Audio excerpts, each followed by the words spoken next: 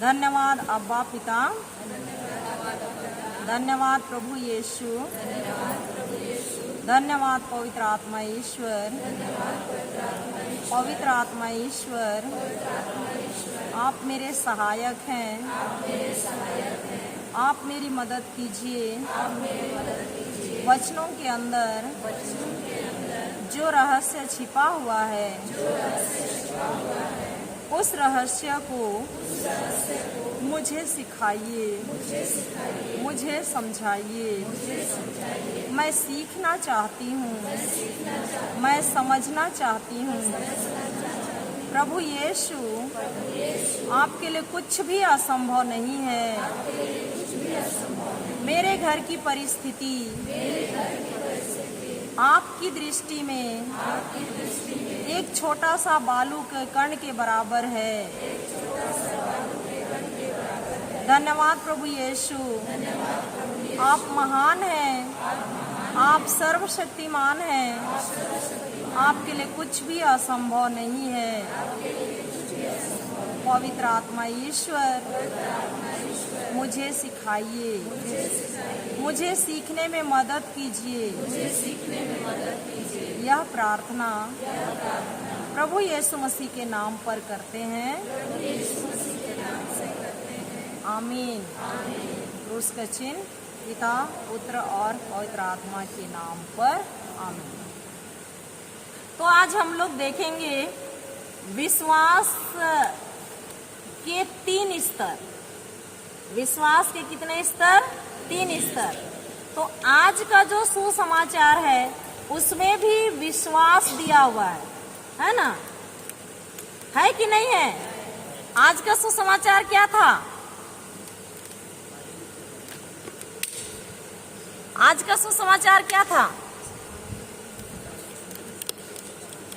बताइए। हाँ, यीशु ख्रिस्त आंधी और तूफान को क्या किए? डांटे। डांटे कि नहीं? तो आंधी और तूफान को डांटने के पहले यीशु ख्रिस्त 5 रोटी और 2 मछली से चमत्कार कार्य किए थे कि नहीं? किए थे ना? उसको उनके शिष्य लोग देखे थे ना? पर जैसे ही समस्या आया, अचानक समुद्र में लहरें उठी, झंझावात हुआ और नाव इधर से उधर, उधर से इधर डूबने लगी और यीशु आराम से सो रहे हैं। तो शिष्य लोग क्या बोल रहे हैं? प्रभु उठिए, आपको चिंता नहीं है, हम क्या कर रहे हैं? डूब रहे हैं। बोल रहे हैं ना? प्रभु उठे और शिष्यों को डांटे। क्या बोले? शिष्यों को कुछ बोले? सबसे पहले किसको डांटे? आंधी और तूफान को। शांत हो, थम जा, बोले कि नहीं? और वो शांत हो गया। हुआ कि नहीं? उसके बाद शिष्यों को क्या बोले? रे अल्प विश्वासियों। क्यों बोले यीशु? अल्प मतलब थोड़ा सा, अल्प मतलब थोड़ा सा। रे अल्प विश्वासियों, उसी शब्द में सारा चीज है। ये कहने का मतलब कि अभी तुम चमत्कार देखे थे। 5 रोटी और 2 मछली से कितने हजार लोगों को खिलाया पिलाया था यीशु? 5000। सिर्फ पुरुषों की संख्या थी। किसकी संख्या थी? यहाँ कितने पुरुष हैं? 1 2 3 4 5 6 7 8। कितने पुरुष हैं? 8। और महिलाएं कितनी हैं? अधिक है ना? तो समझिए 5000 पुरुषों की संख्या थी तो महिलाओं की संख्या तो 20,000 जरूर थी होंगी कि नहीं? क्योंकि जहाँ कहीं भी हम लोग देखते हैं महिलाओं की संख्या ज्यादा ही रहती है कि नहीं? तो वहाँ 20,000 जरूर महिलाएं थे होंगी और उनके साथ बच्चे, है ना? माताओं के साथ बच्चे रहते हैं कि नहीं? रहते हैं। तो कम से कम 25,000 लोगों को यीशु खिलाए पिलाए थे। और कितने टोकरी रोटी? 12 टोकरे रोटी के टुकड़े बचे थे कि नहीं? तो इतना बड़ा चमत्कार देखे थे ना, देखे थे कि नहीं? पर जैसे ही समस्या आया क्या हो गए? हाँ, विचलित हो गए और बोले प्रभु प्रभु, उठा रहे हैं उसको, उठा रहे हैं कि नहीं? हाँ, हम लोग ऐसा करते हैं। जब हमारे जीवन में परीक्षाएं आती हैं तो हम वचन की ओर ताकते हैं कि और कहीं ना। अगर किसी का श्वास अटक जा रहा है तो क्या करेंगे? जितना जल्दी हो सके गाड़ी मंगाओ, हॉस्पिटल ले चलो। उस समय याद नहीं आता है कि मैं कुछ वचन बोलूं, आता है? जबकि हम लोग सुन रहे हैं, अभी सीख भी रहे हैं कि ईश्वर क्या किया है हमारे लिए, अधिकार दिया है कि नहीं? कि उस दुष्ट आत्मा को, जो दुष्ट आत्मा उसको सता रही है, उसको क्या करने का? बांधने का, उसको निकाल करके समुद्र में फेंकने का। पर क्या हम परिस्थिति आती है तो करते हैं ऐसा? नहीं करते, घबरा जाते हैं। घबराते हैं कि नहीं? तो हमें नहीं घबराना है, हमें नहीं घबराना है। तो हम विश्वास के 3 स्तर को देखेंगे। सुसमाचार खोलिए,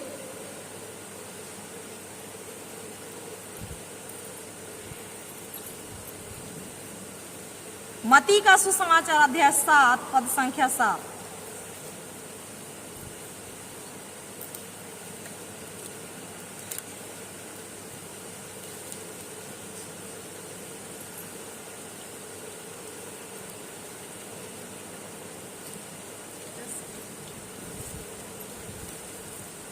मती का सुसमाचार अध्याय 7 पद संख्या 7 पढ़िए, जिसको भी मिला। मांगो और तुम्हें दिया जाएगा, मांगो और तुम्हें दिया जाएगा, ढूंढो और तुम्हें मिल जाएगा, ढूंढो और तुम्हें मिल जाएगा, खटखटाओ और खटखटाओ और तुम्हारे लिए तुम्हारे लिए खोला जाएगा। विश्वास का पहला स्तर क्या है? मांगो और तुम्हें दिया जाएगा, ढूंढो और तुम्हें मिल जाएगा, खटखटाओ और तुम्हारे लिए खोला जाएगा।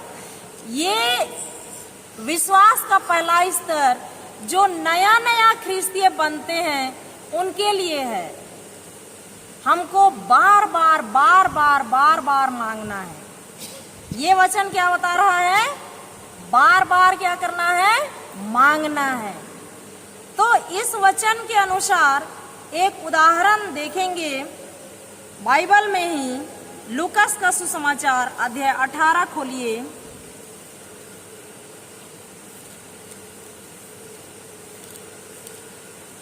लूकास का सुसमाचार अध्याय 18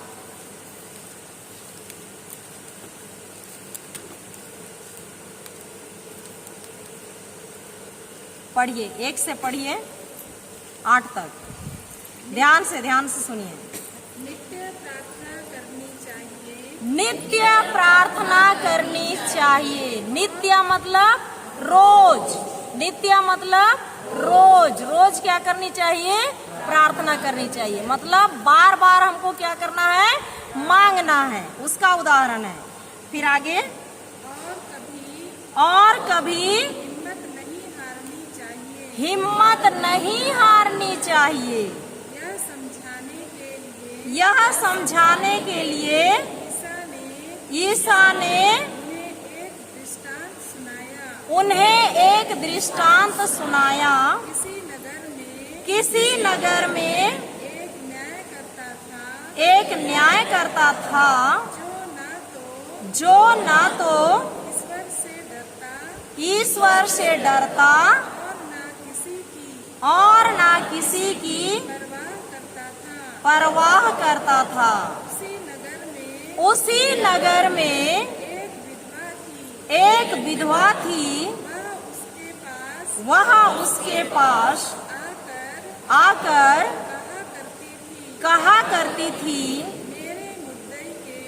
मेरे मुद्दई के विरुद्ध मुझे न्याय दिलाइए। न्याय दिलाइए।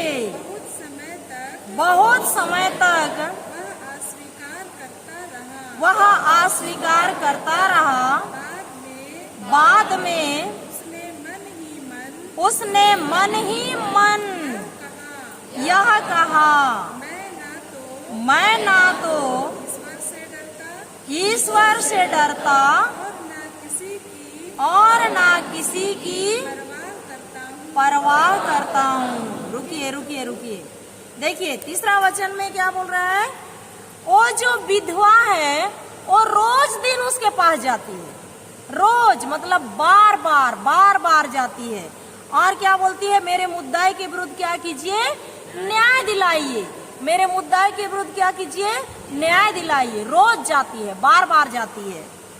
ये जो न्याय करता था ये सुनता ही नहीं था, लेकिन बाइबल बता रहा है एक दिन वो मन ही मन क्या कह रहा है, मैं ना तो किससे डरता हूँ, ईश्वर से। किससे डरता हूँ, ईश्वर से, और ना किसी की परवाह करता हूँ। वो अंदर से उसको आ रहा है। आगे पांचों वचन में क्या बोल रहा है, किंतु वह विधवा मुझे तंग करती है, विधवा मुझे तंग करती है, इसलिए मैं उसके लिए न्याय की व्यवस्था करूंगा, जिससे वह बार बार आकर मेरी नाक में दम दम ना करती रहे। हालेलुया।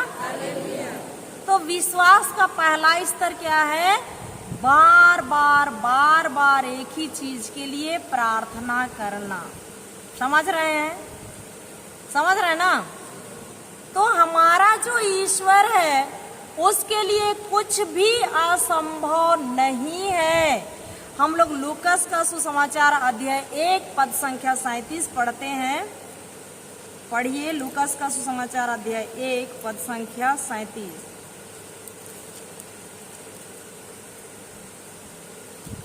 Hallelujah, hallelujah, hallelujah.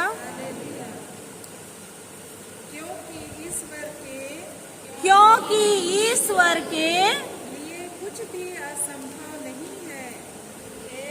क्योंकि ईश्वर के लिए कुछ भी असंभव नहीं है। कुछ भी मतलब कुछ भी असंभव नहीं है। किसके लिए, ईश्वर के लिए। किसके लिए, ईश्वर के लिए। लूकस का यीशु समाचार अध्याय 18 पद संख्या 27 पढ़िए।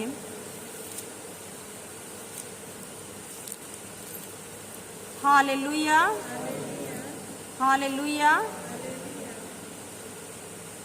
ईश्वर ने उत्तर दिया, ईश्वर ने उत्तर दिया, जो मनुष्य के लिए जो मनुष्य के लिए असंभव है, असंभव है, वह ईश्वर के लिए संभव है। वह ईश्वर के लिए संभव है। जो हम मनुष्यों के लिए असंभव है वह किसके लिए संभव है, ईश्वर के लिए। वह किसके लिए संभव है, ईश्वर के लिए। तो ईश्वर के लिए कुछ भी असंभव है? जोर से बोलिए। ईश्वर के लिए कुछ भी असंभव नहीं है, सब कुछ संभव है। तो ये विश्वास का पहला स्तर क्या है, ईश्वर से कुछ भी चीज को बार बार मांगना। ये विश्वास का क्या हो गया, पहला स्तर हो गया। हालेलुया। अब जाएंगे विश्वास का दूसरा स्तर। पहला स्तर समझ में आ गया ना, अब जाएंगे विश्वास का दूसरा स्तर। अब खोलिए मार्कुस का सुसमाचार अध्याय 11 पद संख्या 24।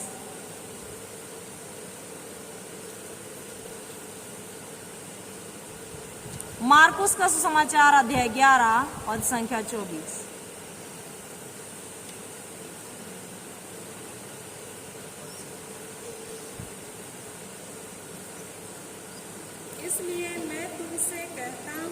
इसलिए मैं तुमसे कहता हूँ, तुम जो कुछ प्रार्थना में मांगते हो,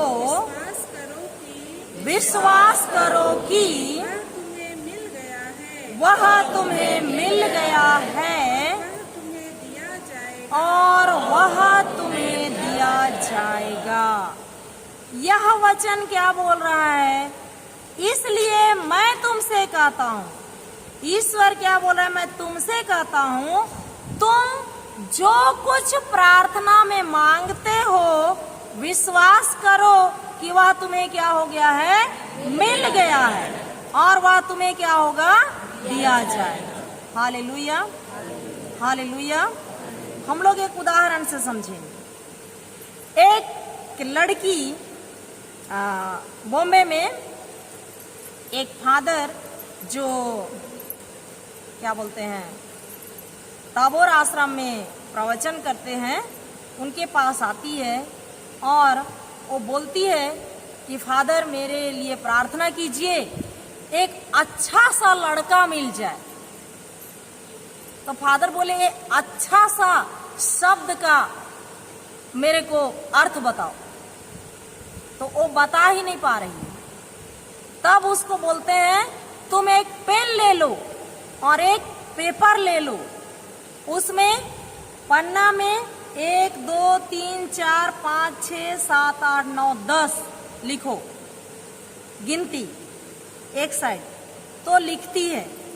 उसके बाद में बोलते हैं कि तुम कैसा लड़का चाहती है, उसकी ऊंचाई कैसी होनी चाहिए, उसको तुम पहले नंबर में लिखो। तो लिखती है, वो लड़का लंबा होना चाहिए। कैसा होना चाहिए? लंबा होना चाहिए। दूसरे नंबर पर लिखो, उसका कलर कैसे होना चाहिए। तो वो लिखती है, उसका कलर गोरा होना चाहिए। तीसरे नंबर पर वो क्या नौकरी करता होगा, ऐसा मतलब तुम क्या सोचती है। तो वो लिखती है, वो टीचर होना चाहिए।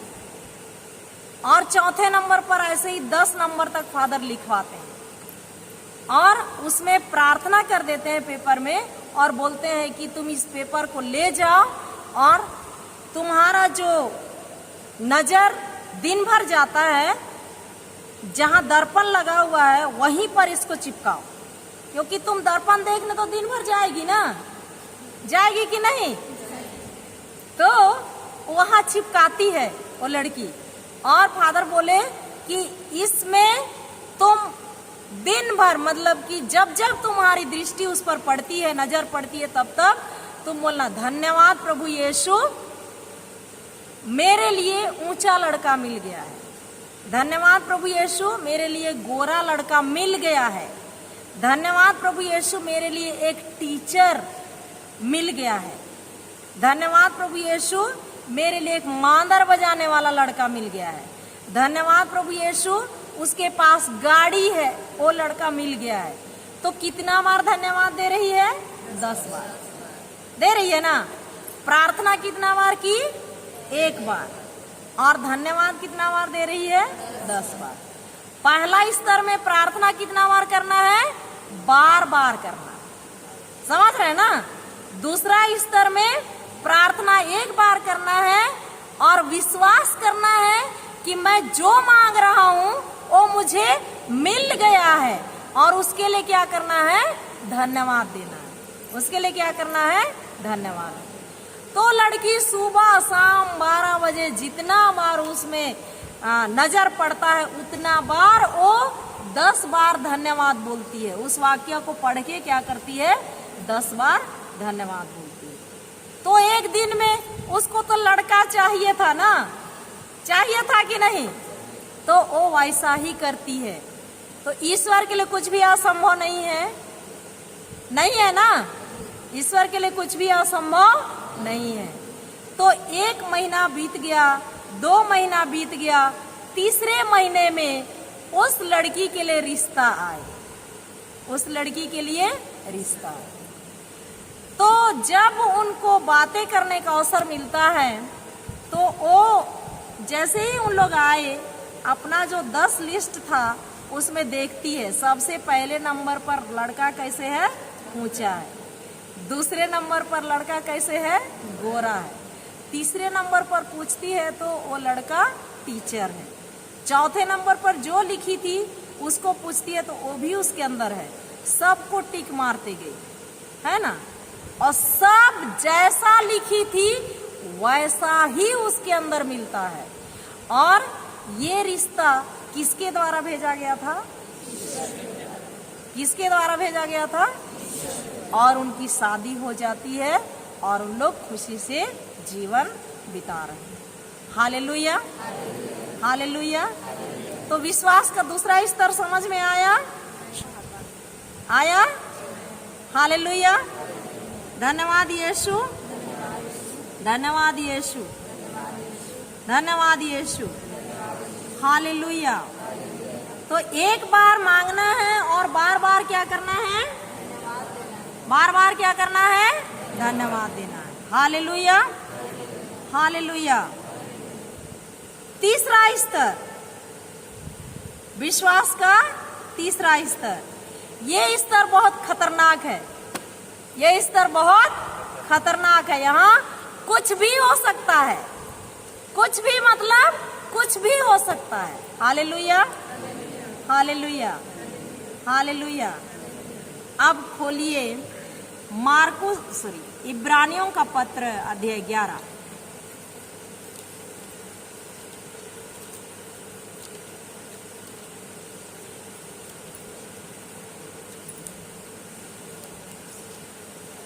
इब्रानियों का पत्र अध्याय 11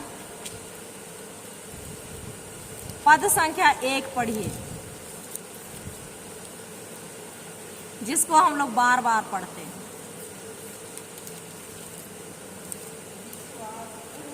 यहाँ पर मैं बार बार बोली हूँ, विश्वास के सामने आप लोग लिखिए अब, क्योंकि इंग्लिश में नाउ फेथ लिखा हुआ है।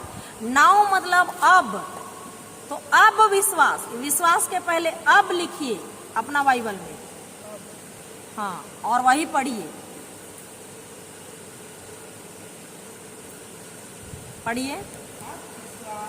अब विश्वास उन बातों की स्थिर प्रतीक्षा है जिनकी हम आशा करते हैं,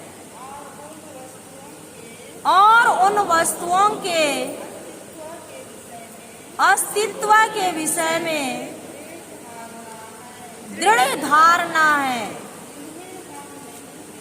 जिन्हें हम नहीं देखते, जिन्हें हम नहीं देखते। उन वस्तुओं की स्थिर प्रतीक्षा है और निश्चित है कि वो मिलेगा ही, है ना, जिसकी हम उम्मीद कर रहे हैं, जिसकी हम आशा कर रहे हैं। Hallelujah, hallelujah.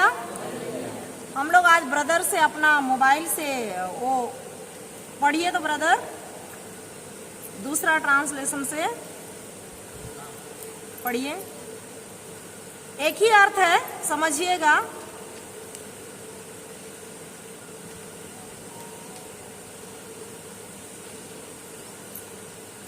हालेलुया। अब विश्वास आशा की हुई वस्तुओं का निश्चय और अनदेखी वस्तुओं का प्रमाण है। देखिए, आशा की हुई वस्तुओं का निश्चय, निश्चय मतलब निश्चित, निश्चय मतलब निश्चित, और प्रमाण मतलब प्रमाण। जैसे डॉक्टर रिपोर्ट देता है, प्रमाण देता है, या हम अपने बच्चों को पढ़ाते हैं तो रिपोर्ट कार्ड मिलता है, प्रमाण है हमारे, प्रमाण है कि नहीं है? है ना? तो ये प्रमाण, आशा की हुई वस्तु, उम्मीद की हुई वस्तु, जिसकी हम आशा कर रहे हैं। एक बीमार की आशा क्या है?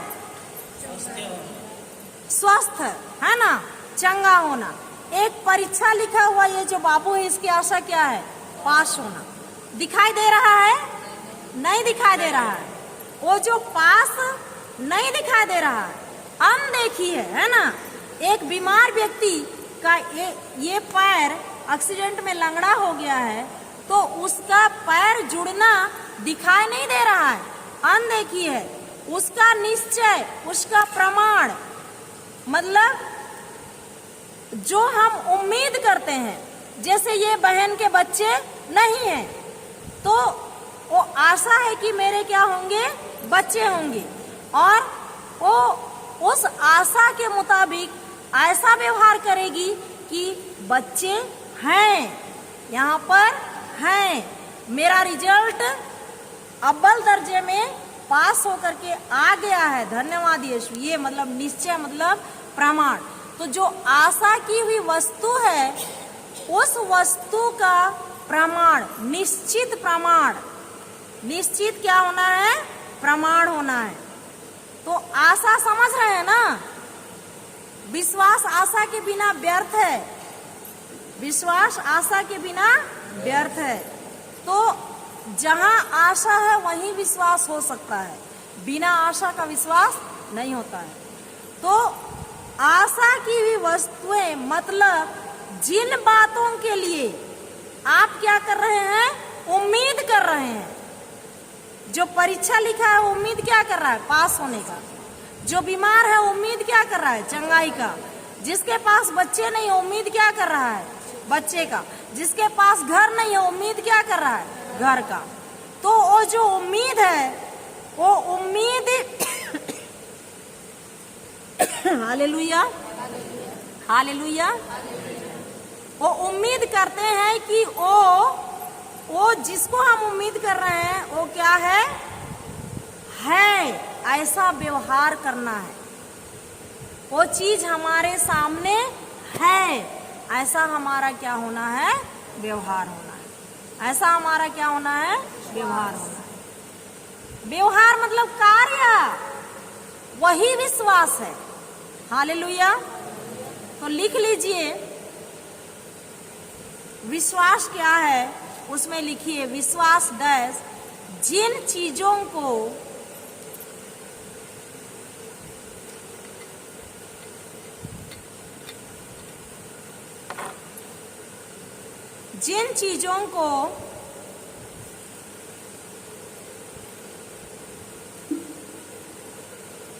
आप अपने जीवन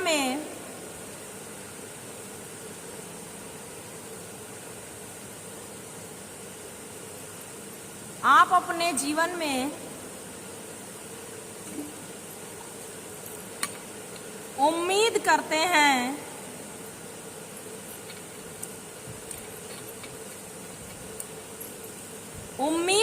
हैं, कि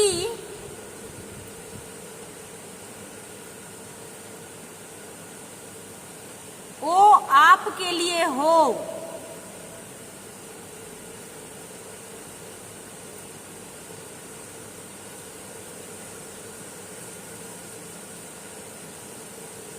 कि वो आपके लिए हो, इतना लिखे। उनके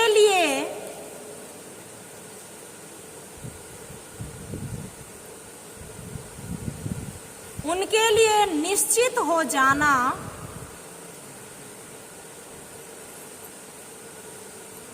उनके लिए निश्चित हो जाना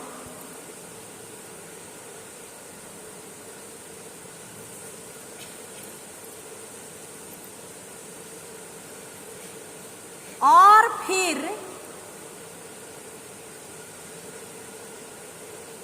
वैसा ही व्यवहार करना, और फिर वैसा ही व्यवहार करना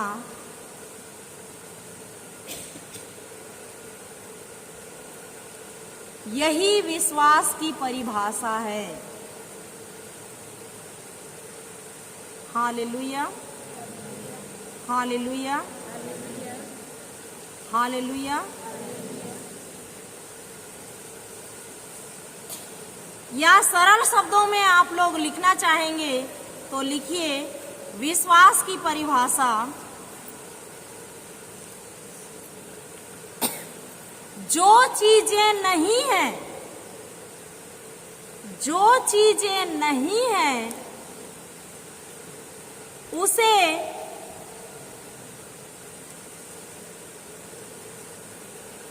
है करके मानना।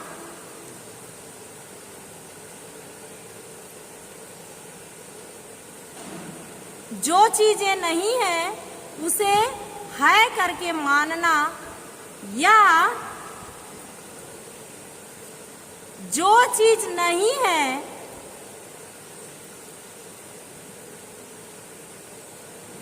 उसको ऐसे मान लेना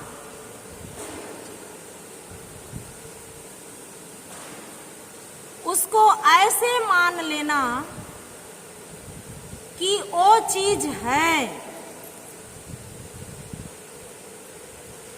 इतना लिखे।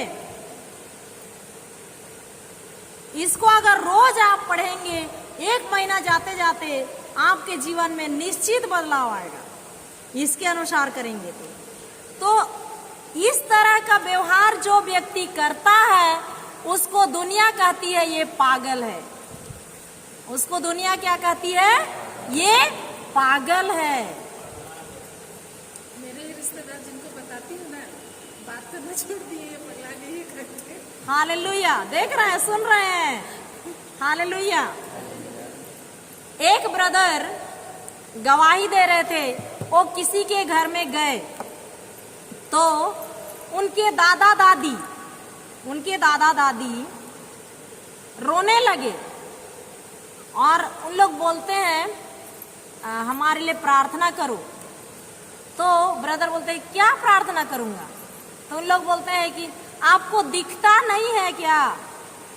हम बुढ़ापे में हैं, हमारा एक ही बेटा है, एक ही बहू है, दोनों ड्यूटी चले जाते हैं, हम रिटायर लोग घर में रहते हैं, सुबह से शाम तक कितना बात करेंगे पति पत्नी। हमारे पोता पोती रहते तो हम लोग उनके साथ दिन बिताते। तब वो ब्रदर बोलते हैं ठीक है माता, मैं आप लोगों के लिए प्रार्थना कर रहा हूँ, आप लोग एक पेपर पेन लाइए और आपका नाती का नाम लिखिए। बोलता है। लोग बोलते हैं क्या बोल रहे हो, मेरा नाती है ही नहीं, तो कैसे नाम लिखें? तो ब्रदर बोलते हैं आप लिखिए तो सही, आप अपना नाती का क्या नाम रखना चाहते हैं? तो उन लोग लिखे। फिर आज के बाद जब भी आप लोग बात करते हैं तो उन लोग जोशुआ नाम लिखे। क्या नाम लिखे? जोशुआ। तो कुछ भी चीज लाना है, जैसे आप अपने पति का चश्मा लेकर के आना है तो बोलिए जोशुआ के दादा थोड़ा मेरा चश्मा ला दो। बच्चा नहीं है, बच्चा नहीं है, लेकिन उन लोग क्या बोल रहे हैं? जोशुआ के दादा मेरा चश्मा ला दो, जोशुआ की दादी मेरा डंडा ला दो।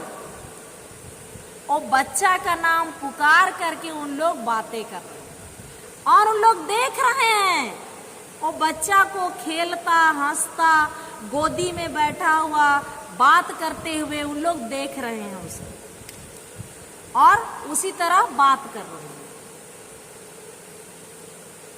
1 साल होते होते उसकी बहू के पेट में बच्चे हो जाते हैं और 1 साल होने के बाद उनके परिवार में एक लड़का बच्चा आता है और उसका नाम उन लोग क्या रखते हैं? जोशुआ। तो ये जो विश्वास है तीसरे स्तर का, मनुष्य दूसरा व्यक्ति सुनेगा तो क्या बोलेंगे? उनको पागल है। दूसरा व्यक्ति सुनेंगे तो क्या बोलेंगे? उनको पागल है। तो कुछ भी हो सकता है कि नहीं? हो सकता है ना? तो ऐसा किए तो उनको मिला, बच्चा मिला। Hallelujah, hallelujah. तो उत्पत्ति अध्याय 22 पद संख्या 1 से 5 पढ़िए। हालेलुया। उत्पत्ति, अब हम लोग बाइबल में ऐसे लोगों को देखेंगे कहाँ देखेंगे? बाइबल में। हालेलुया। उत्पत्ति अध्याय 22 1 से 5 तक पढ़िए।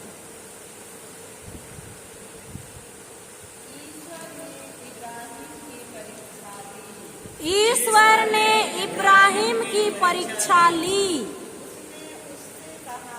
उसने उससे कहा, इब्राहिम, इब्राहिम। इब्राहिम ने उत्तर दिया, प्रस्तुत हूँ। ईश्वर ने कहा, अपने पुत्र को, अपने एकलौते को, परम प्रिय इसहाक को साथ ले जाकर मोरिया देश जाओ। वहां जिस पहाड़ पर मैं तुम्हें बताऊंगा, उसे बलि चढ़ा देना। इब्राहिम बड़े सवेरे उठा। उसने अपने गधे पर जीन बांधकर 2 नौकरों और अपने पुत्र इसहाक को बुला भेजा। उसने होम बलि के लिए लकड़ी तैयार कर ली और उस जगह के लिए प्रस्थान किया जिसे ईश्वर ने बताया था। तीसरे दिन इब्राहिम ने आंखें ऊपर उठाई और उस जगह को दूर से देखा। रुकिए रुकिए रुकिए। 1 से 4 पद में इब्राहिम और उसके बेटे के बारे में बोला गया है। इब्राहिम 75 साल का था उस समय।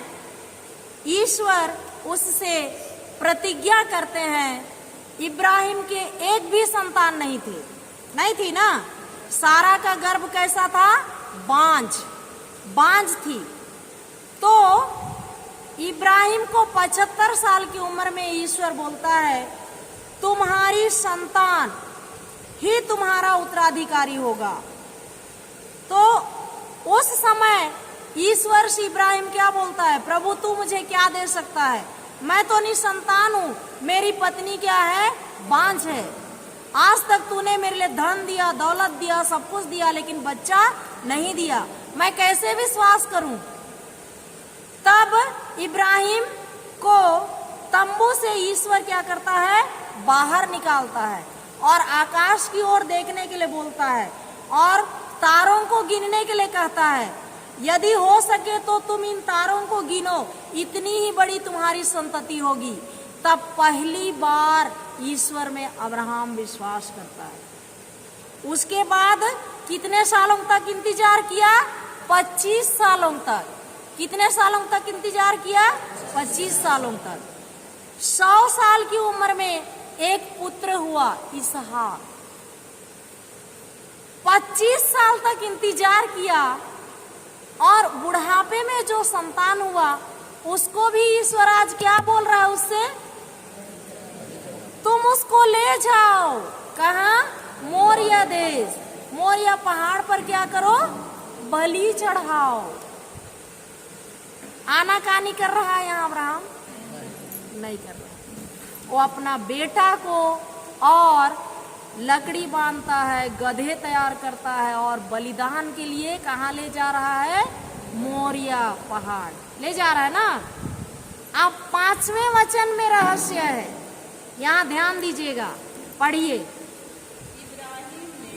इब्राहिम ने अपने नौकरों से कहा, तुम लोग गधे के साथ यहाँ ठहरो, मैं लड़के के साथ वहां जाऊंगा। आराधना करने के बाद हम तुम्हारे पास लौट आएंगे। क्या बोलता है इब्राहिम? इब्राहिम को पता है कि वो अपने बेटे का क्या करेगा, बलिदान चढ़ाएगा। तो वापस कौन आएगा? दोनों आ सकते हैं। साधारण बुद्धि में हम लोग सोचेंगे तो दोनों वापस आ सकते हैं, नहीं आ सकते हैं। लेकिन इब्राहिम क्या बोल रहा है? तुम लोग यहाँ गधे के साथ ठहरो, मैं और मेरा बेटा जा रहे हैं पहाड़ पर, वहां आराधना करेंगे और हम वापस आएंगे। हम मतलब हम दोनों, हम मतलब हम दोनों। तो इब्राहिम वो दर्शन में देख लिया था कि मेरा बेटा को मैं बलि चढ़ा दिया, उसका सिर अलग हो गया, धड़ अलग हो गया, लेकिन ईश्वर उसको पुनः जोड़ दिया और हम दोनों कहाँ आ रहे हैं? नीचे गधे के पास, नौकरों के पास आ रहे हैं। तो इतना बड़ा शब्द बोलता है अब्राहम, बोलता है कि नहीं? और दोनों साथ में वापस आते हैं, आते हैं कि नहीं? वहां जैसे ही बलि चढ़ाने के लिए तैयार किया, छुरा उठाया, स्वर्गदूत क्या बोलता है? अब्राहम अपने बच्चे पर हाथ मत उठाना। और बगल में झाड़ी में फंसा हुआ एक मेमना दिखाई देता है, उस मेमने को ला करके बलि चढ़ाता है। अब्राहम ऐसा करता है ना, और दोनों बच्चे और उसका बाप सुरक्षित वापस आते हैं कि नहीं? तो 3 दिनों तक वो पैदल चला। 3 दिनों तक क्या किया? पैदल चला। वो सिर झुका के चल रहा था। क्या सोच सोच के चल रहा था? और रो रहा था क्या? नहीं। इब्रानियों का पत्र अध्याय खोलिए, 11 का 18 पढ़िए। इब्रानियों का पत्र अध्याय 11 पद संख्या 18 पढ़िए। Hallelujah, hallelujah, hallelujah. धन्यवाद यीशु, धन्यवाद यीशु। जिसको भी मिला पढ़िए। यद्यपि उनसे यह प्रतिज्ञा की गई थी कि इसहाक से तेरा वंश चलेगा। किससे अब्राहम का वंश चलेगा? ईश्वर वादा किया था ना कि तुम्हारा पुत्र से ही तुम्हारा क्या चलेगा? वंश चलेगा। ये वचन उसको याद था, इसलिए वो इसी वचन को मनन चिंतन करते जा रहा है। 3 दिन अपने बेटों को लेते हुए जा रहा है, बोल रहा है, प्रभु ईश्वर तूने तो कहा है तेरा बेटा इसहाक से ही तेरा वंश चलेगा। अब तो मेरा बेटा छोटा है, उसको मैं शादी भी नहीं किया हूँ, और तू मेरे से बलिदान चढ़ाने के लिए बोल रहा है। मैं बलिदान भी चढ़ाऊंगा तो तेरे को तो उसको जिंदा करना पड़ेगा, तभी तो उसका शादी विवाह करेगा। है कि नहीं है? है ना? तो यही चीज को अब्राहम मनन चिंतन करते हुए जा रहा था, और वो वहां पर बोलता है हम आराधना करके वापस आएंगे। और दोनों वापस आए ना। अब हम दूसरी घटना देखते हैं। हालेलुया। पहला सामुएल देखिए, सामुएल का पहला ग्रंथ, पुराना विधान,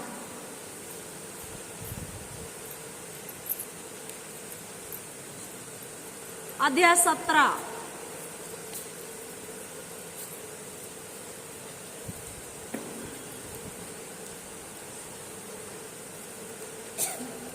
अध्याय 17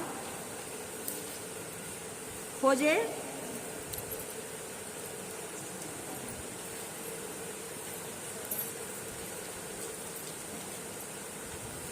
तो यहाँ पर थोड़ा सुन लीजिए, बहुत लंबा है, इसको आप घर जाके पढ़ लीजिए। यहाँ निश्चित वचन को हम लोग पढ़ेंगे। तो इस सामुएल का जो पहला ग्रंथ है उसको आप घर जाके आज जरूर पढ़िएगा, अध्याय 17 को। यहाँ पर एक फिलिस्तियों का राजा है, फिलिस्तियों की ओर से लड़ रहा है इस्राएलियों के साथ, गोलियत। उसका नाम क्या है? गोलियत। वो बहुत लंबा, बहुत चौड़ा और बहुत मजबूत, बहुत सारा अस्त्र शस्त्र धारण करके 40 दिनों से इस्राएलियों को ललकार रहा था कि तुम में से कोई ऐसा मनुष्य है जो आकर मेरे को मारे, और यदि तुम मार दोगे तो फिलिस्ती जनता तुम्हारे अधीन रहेंगे, और यदि लड़ाई के दौरान हम मारेंगे तो सारे इस्राएली हमारे अंदर रहेंगे। कितने दिनों से ललकार रहा था? 40 दिनों से। और वो ऐसा तन के खड़ा रहता था और ललकार रहा था। उसका मोटा और चौड़ा और उसका बड़ा छाती, बड़ा सीना देख करके इस्राएली जनता डर जाते थे। इस्राएली जनता क्या करते थे? डरते थे। 40 दिन तक ललकारा। कितना दिन तक? उसी बीच में दाऊद, जो छोटा लड़का जवान हो रहा था, वो बकरी चरा रहा था, पर उनके 2 भाई वहां युद्ध के लिए गए हुए थे। उनके लिए उसका बाप टिफिन भेजता है। दाऊद टिफिन लेकर के जाता है और वो सुनता है उसका ललकार को, इस्राएलियों को ललकार रहा है उसको, और वो पूछता है यदि इस व्यक्ति को मार देंगे तो जो मारेगा उसको क्या मिलेगा? सबसे पूछता है, अपने भाइयों से पूछता है, अगल बगल से पूछता है। सबको ही उसको मना करते हैं, डरवाते हैं। उसके भाई लोग उसको देखना नहीं चाहते हैं। तुमको कौन बुलाया है यहाँ? तुम जाओ, अपना भेड़ बकरी छोड़ के क्यों आए हो यहाँ? लेकिन दाऊद भागता नहीं है वहां। 26वां वचन पढ़िए, क्या बोल रहा है? पढ़िए। दाऊद ने आसपास खड़े सैनिकों से पूछा, उस व्यक्ति का क्या होगा जो उस फिलिस्ती को मारकर इस्राएल का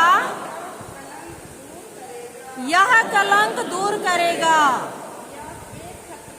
यह बेखतना फिलिस्ती कौन है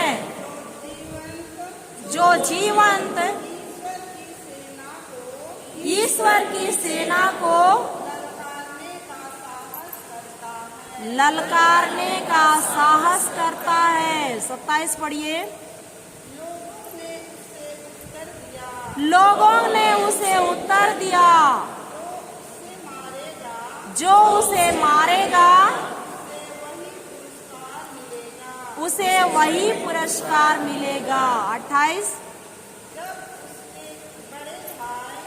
जब उसके बड़े भाई एलियाब ने उन व्यक्तियों से उसे इस प्रकार बात करते हुए सुना, तब एलियाब को दाऊद पर बड़ा क्रोध आया और वह उससे इस प्रकार फटकारने लगा, तुम इधर क्यों आए? तुमने उन थोड़ी सी भेड़ों को उजाड़ खंड में किसके हवाले किया? मैं तुम्हारा दुष्ट हृदय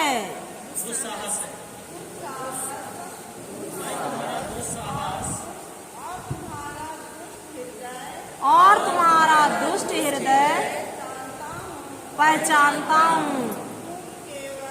तुम केवल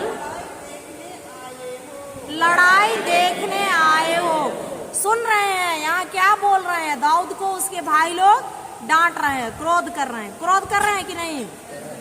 आगे हम लोग जाएंगे वचन में 45 में आगे बढ़िए, उसी में आगे बढ़िए। 17 में 45 पढ़िए।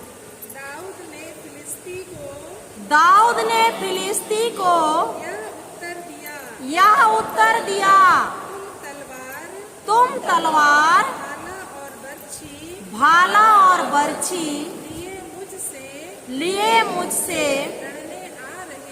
लड़ने आ रहे हो। मैं तो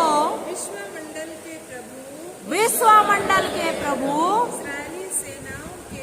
इस्राएली सेनाओं के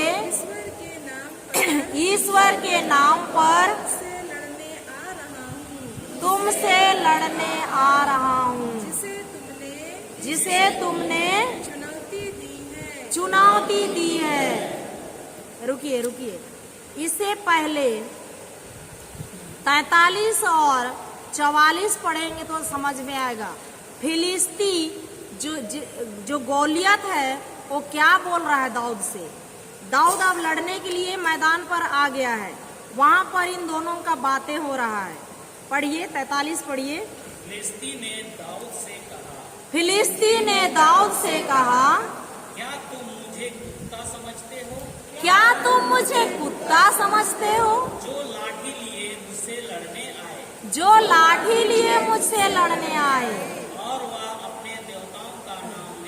और वह अपने देवताओं का नाम लेकर दाऊद को कोसने लगा। कौन कोस रहा है? गोलियत। कौन कोस रहा है? गोलियत। वो 40 दिन से इस्राएली जनता को ललकार रहा था। जब दाऊद सामने आया तो उसको क्या बोला? दाऊद के पास तो कुछ भी वो नहीं था ना। एक क्या था? गुलाल था और 5 चिकने पत्थर। उसके पास ना कोई अस्त्र शस्त्र था, ना कोई भाला था, ना कोई छिपने के लिए बड़ा क्या बोलते ढाल वो था, कुछ नहीं था ना। वो तो ऐसे ही मैदान पर उतर गया। तो वो फिलिस्ती गोलियत क्या बोलता है? तुम मुझे कुत्ता समझते हो, बोल रहा है ना। 44 पढ़िए। इसके बाद उसने दाऊद से कहा, मेरे पास आओ और मैं आकाश के पक्षियों और जंगल के जानवरों को तुम्हारा मांस खिलाऊंगा। क्या बोल रहा है फिलिस्ती गोलियत दाऊद को? जब तुम मेरे पास आओगे तो मैं तुमको मार डालूंगा और आकाश के पक्षियों को और जानवरों को तुम्हारा मांस खिलाऊंगा, बोलता है ना। 45 में दाऊद क्या बोला हम लोग सुने।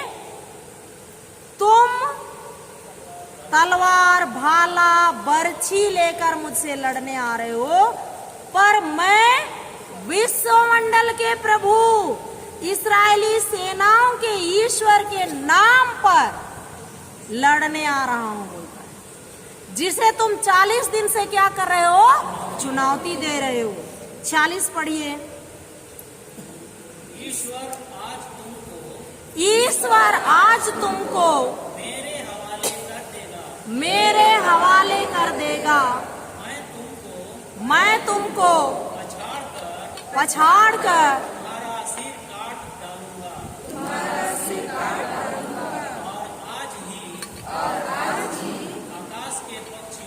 आकाश के पक्षियों और जंगल के जानवरों को फिलिस्तियों की लाशें खिलाऊंगा, जिससे सारी दुनिया यह जान जाएगी कि ईश्वर का अपना ईश्वर इस्राएल का अपना ईश्वर है, कि इस्राएल का अपना ईश्वर है। हालेलुया। यहाँ पर दाऊद क्या बोलता है? दाऊद के पास कोई हथियार है? फिलिस्तियों का गर्दन काटने के लिए हथियार है? नहीं है। लेकिन क्या बोल रहा है दाऊद? ईश्वर आज तुमको मेरे हवाले कर देगा, मैं तुमको पछाड़ कर तुम्हारा सिर काट डालूंगा। गुलाल से काट सकता है, लेकिन उसका शब्द देखिए, पागलों की तरह बात कर रहा है। कर रहा है कि नहीं? विश्वास का तीसरा स्तर है कि नहीं? है ना। दुनिया ऐसे लोगों को क्या बोलती है? पागल। कि तुम्हारे पास तो हथियार है नहीं, तुम क्या से काटोगे? और गुलाल का जो खिंचाता है रबड़, उससे काटोगे? ये संभव हो सकता है क्या? मेरे पास क्या है? तलवार है, मेरे पास भाला है, मेरे पास सब चीज है। मैं तुम्हारा गर्दन काटूंगा और तुम्हारा मांस किसको खिलाऊंगा? आकाश के पक्षियों को। पर दाऊद क्या बोलता है? विश्वमंडल के प्रभु ईश्वर के नाम से मैं तुमसे लड़ने आ रहा हूं। और उसके पास हथियार नहीं है, लेकिन वो क्या बोल रहा है? देखिए, मैं तुम्हारा क्या करूंगा? सिर काट डालूंगा, और आज ही क्या करूंगा? आकाश के पक्षियों और जंगल के जानवरों को फिलिस्तियों की लाशें खिलाऊंगा, जिससे सारी दुनिया यह जान जाएगी कि इस्राएल का अपना ईश्वर है, और वह ईश्वर सर्वशक्तिमान है। यही बोलता है कि नहीं? और इतना कहकर 5 चिकने पत्थर लेता है और वो गुलाल पर लगाता है, और एक ही बार में उसका कपाल को मार देता है। मारता है कि नहीं? और गोलियत क्या होता है? गिर जाता है।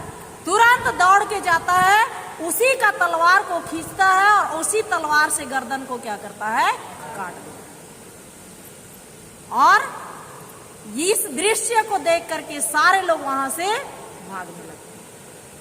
Hallelujah, hallelujah. तो जैसा दाऊद बोला, जैसा अब्राहम बोला, वैसा हुआ उनके साथ। हुआ कि नहीं? ईश्वर के लिए कुछ भी असंभव है? सब कुछ संभव है। पर विश्वास में हमको कैसे खड़ा रहना है? स्थिर। निश्चित प्रमाण है। सब तरफ से बोलेंगे कि तुम्हारा बेटा होशियार नहीं है, तुम्हारे बच्चे नहीं होंगे, तुम बांझ हो, तुम्हारे परिवार में ये स्थिति है। उस समय पागलों की तरह क्या बोलना है? मेरा ईश्वर महान है, उसके पास सब कुछ है, बुद्धि है, ज्ञान है, बच्चा है, स्वस्थ है, सब कुछ है, मैं उसी का नाम लूंगा। Hallelujah, hallelujah. यही करना है कि नहीं? तो ईश्वर के सामने, महान ईश्वर के सामने हमारी जो समस्या है वो बड़ी है? नहीं है, बिल्कुल बड़ी नहीं है। समस्या को हम बड़ा करते हैं कि नहीं? बोल बोल के हम बड़ा करते हैं। हर लोगों के पास बोलते हैं। हमारा ध्यान किधर रहता है? समस्याओं की ओर। हमारा ध्यान किधर होना है? ईश्वर की ओर, ईश्वर के जीवित वचन पर होना है।